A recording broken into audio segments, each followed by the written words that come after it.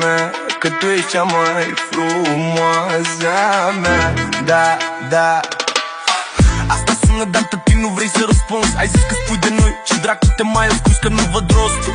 Văd doar și cum sună ca prostul. Închide telefonul, eu că aștept în patul nostru. Nu mă băga în filmul vostru, chiar nu mă interesează viața ta cu fostul. Hai, fă-te mai bine și dezbracă-te, relaxează-te că nici eu nu spun de altele.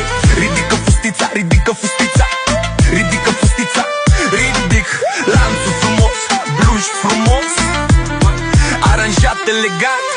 De când ai plecat ai mail-uri deschise și fără să vreau am văzut tot ce ăla ți-a scris. Și că e panică și că simte ceva și că tu te-ai schimbat, crede că ai pe altcineva.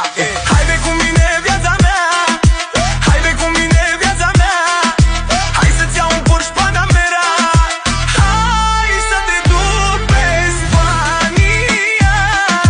Hai be cu mine viața mea, închide telefonul, vin în patul nostru, da. Nu mă bag în filmul vostru, doar cu mine ești a mea. Ridică fustița, ridică fustița, hai, hai, hai, hai de cu mine viața mea. Ridică fustița, ridică fustița, hai, hai, hai, în patul nostru viața mea. Hai fata mea, câți bani ai produs? Vreau să-mi iei Porsche Panamera, vreau să-mi iei Porsche Panamera și o vilă, vreau să-mi iei vilă.